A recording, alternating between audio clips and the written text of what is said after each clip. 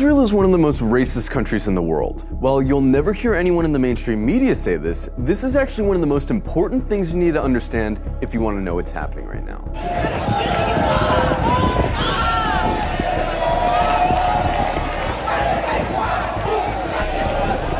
From its inception, the whole idea of Israel as a country was based on racism. Israel was conceived as a Jewish state, and while there's nothing wrong in principle with Jews having a homeland, the problem is that they insisted that that homeland had to be in Palestine, which already belonged to someone, the Palestinians. The slogan of Israel's founders was "a land for a people without a land."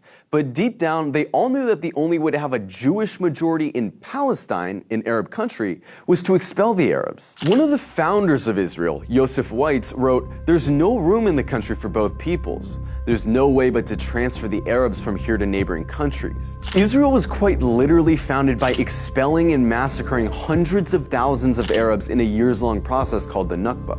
And when you found a country based on racial exclusion, you're gonna get a culture that fosters and celebrates racial exclusion. Because countries that commit terrible atrocities rarely acknowledge committing those atrocities. And the presence of Palestinians who remained in Palestine became a constant reminder, not only of the violence that founded Israel, but of the constantly looming threat that they might come back and try to reclaim their land. Every day you can find videos coming out of Israel showing Israelis calling for all Arabs to die,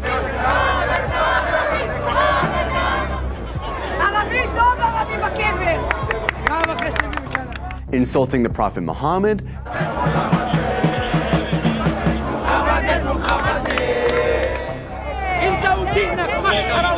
desecrating mosques, spitting on Christians, mocking and celebrating the murder of Palestinians, committing violent hate crimes against Palestinians, watching Gaza get carpet bombed from a cliffside for entertainment. But don't just go off these anecdotes.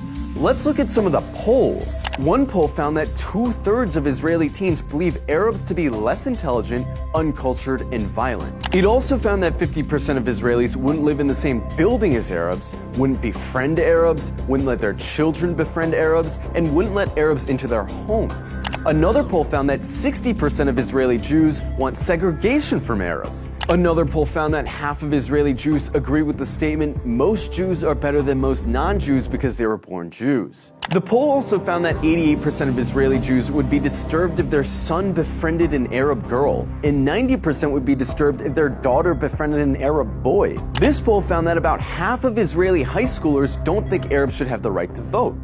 Another poll showed that almost half of Israeli Jews don't want Arabs teaching their kids. Not only are these views widely held in Israeli society, they're also represented in government, which codifies these sentiments into law. For example, Israel has a law that says if an Israeli marries a Palestinian, or someone from several other regional Arab states, that person isn't allowed to move in with said Israeli. This law was passed in 2003, but it's been renewed every single year since. Israel also doesn't allow interreligious marriage to be performed in the country, which is meant to deter Jews from marrying non-Jews. In 2018, Israel passed the nation-state law, a law which has constitutional status, which says the right to exercise national self-determination, i.e. have rights, is the exclusive right of Jews, no one else. There's also the Nakba law, which makes it illegal to acknowledge the Nakba, the expulsions of Palestinians that were needed to found Israel. This would be like passing a law to make it illegal to talk about indigenous genocide or slavery in America. There's also the Admissions Committee law, which basically allows towns to operate panels that deny applications for entry based on socio-cultural compatibility, which essentially just legalizes racist housing discrimination. In Israel, advocating genocide of Palestinians doesn't hurt your chances of holding a high position in government. And in fact, in many cases, it helps. In 2014, Israeli lawmaker Ayelet Shaked wrote an unhinged rant on Facebook, calling all Palestinians enemy combatants and saying their mothers should be killed for giving birth to, quote, little snakes. The next year, she was appointed Minister of Justice by Benjamin Netanyahu.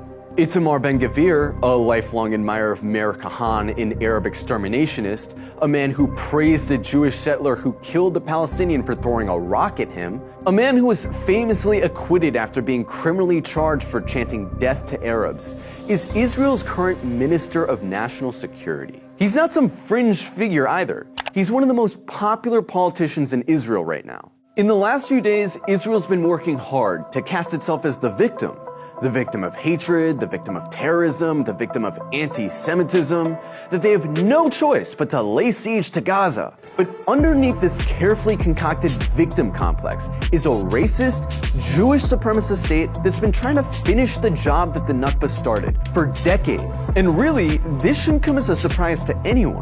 After all, they're literally cutting off water and electricity to a city of 2 million people right now. Their generals talk openly about flattening Gaza and killing the animals, meaning Palestinians. It's obvious their goal is genocide.